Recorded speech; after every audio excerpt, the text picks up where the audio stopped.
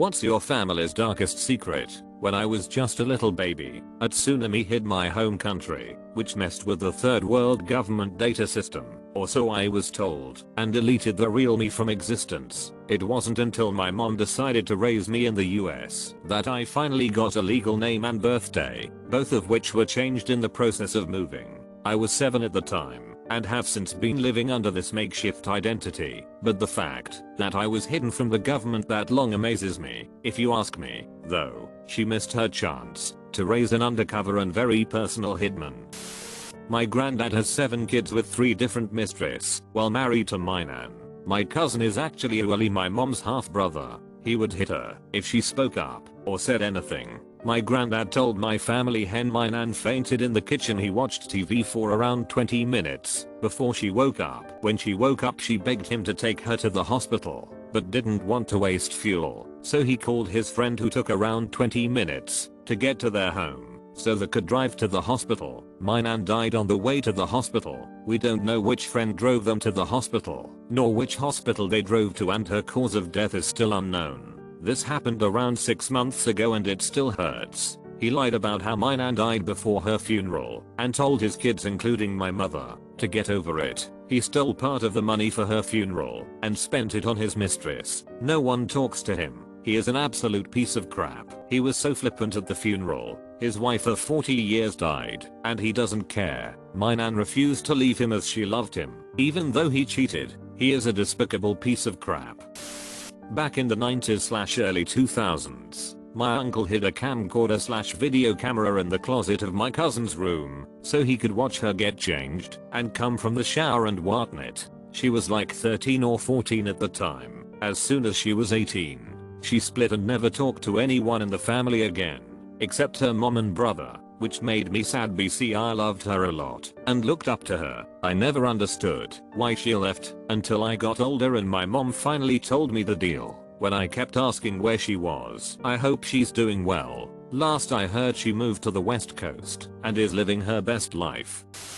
Once my stepfather shouted at my mom that he had been looking for a way out of the relationship for 10 years. He didn't know I could hear. I was 10 years old at the time. I spent the first few years of my life living with my mom and dad, meaning that my mom was with my stepdad for at least part of the time she was with my dad. They did something together that my stepdad couldn't just walk away from. Years later, in my 20s, my mom was drunk or high on painkillers or something and was bashing my stepdad. They had divorced by this point, and she referred to him as the sperm donor, since that's the only thing he ever did for us. She was talking about my stepdad, not my dad. I'm in my 30s now. My dad has passed away. My stepdad is out of the picture. My mom has cleaned up her life, but I have these memories. I'm pretty sure my mom and dad divorced cause she cheated on him, and I don't know for sure who my dad is. I'm not even sure my brother is my full brother. Whatever happened back then, though, my dad knew, and he never said anything, but I had no doubt in my mind that he loved me, and in my mind, he will always be my father. My dad was banished from the family for converting to a Christian. My dad's brother secretly would visit us and give money and gifts. My staunch upper caste indie granddad found out, threatened my uncle, and when he didn't obey, had him killed. I'm from the Balkans, and it is common for us to move to other countries to earn money. My great-grandfather moved to Argentina in the 1920s, and he was working there at a train station.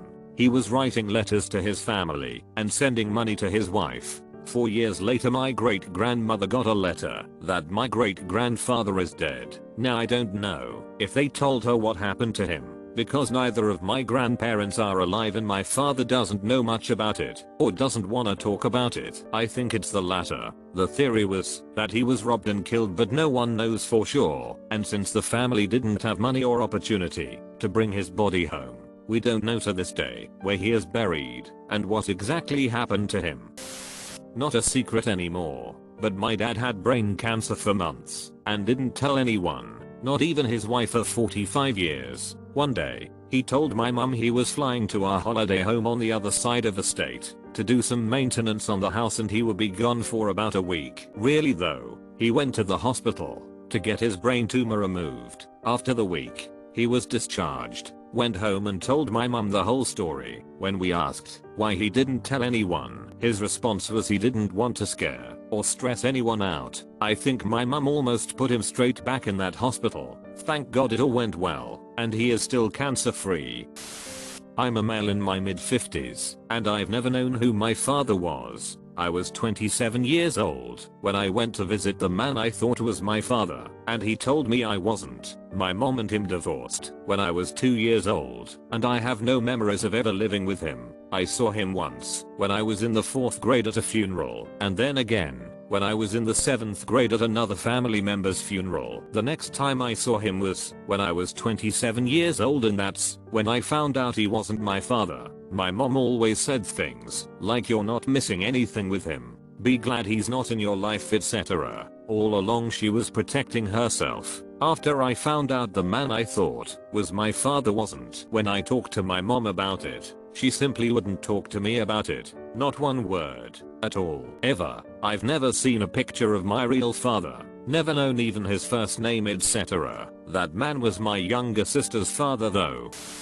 Not really a secret, but it's rumored that one of my aunts euthanized my grandmother, who was dying of lung cancer at the time. At 74 years of age, she died after being discharged from a long hospital stay. While being driven home, this aunt had been taking care of her for years, and my other aunts and uncles plus my mother, 7 of them in total, quickly turned on her and accused her of killing my grandma so she could inherit the house. I don't have the specifics, but basically she flipped out and cursed them out, saying that they had some nerve saying shh while they all moved away across the country, and she was the only one taking care of their mother, while also raising and supporting 6 children and constantly having to defend herself from an abusive alcoholic husband. She also said something to the effect that my grandma had known it was time to go, and she was all for ending it quickly or some such, which the family took as evidence that she killed my grandma. Now that they're all old and 2 of the siblings have passed away, they're all kumbaya, but there's still that big resentment there, and they're still pretty crappy to each other, except for my gay uncle. He's the kindest, bestest person I've ever met. But yeah,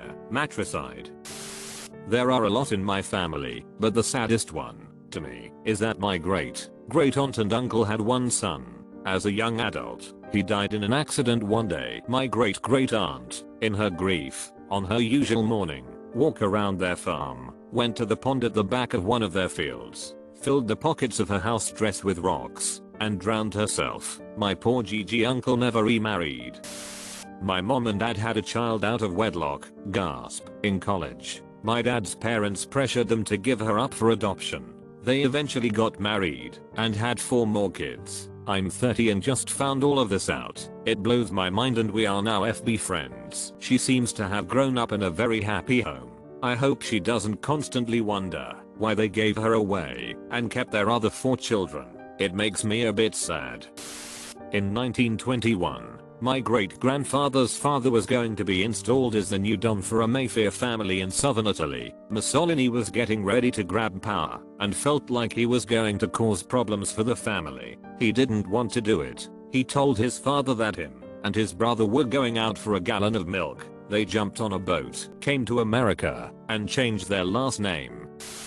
My grandfather had a bastard child with my grandmother's sister. His sister-in-law was married to a man who was in military duty. While they had an affair, she gave birth to the bastard child 3 months before her husband returned. Since he was gone for the whole year, she didn't want the bastard child and was going to turn him into an orphanage at birth, so her husband wouldn't find out. My grandfather wanted nothing to do with that child either. My grandmother found out about the affair, and as big-hearted as she was, took that bastard child in and raised it as her own. Now for the cold ending. He grew up with issues due to this. He had 13 siblings and some considered him a brother, others treated him like an outsider. He grew up troubled, as you can imagine, and knew of his reality. Even though my grandma tried to keep the secret, he grew up and became a junkie, a horrible addict. One day while my grandmother was watching her grandchildren, he stormed into her home and demanded money for illegal substances. She refused, so he hurt her multiple times and dragged her around the house. He went to prison, and when he sobered up and there he couldn't deal with what he had done, he ended himself in his cell.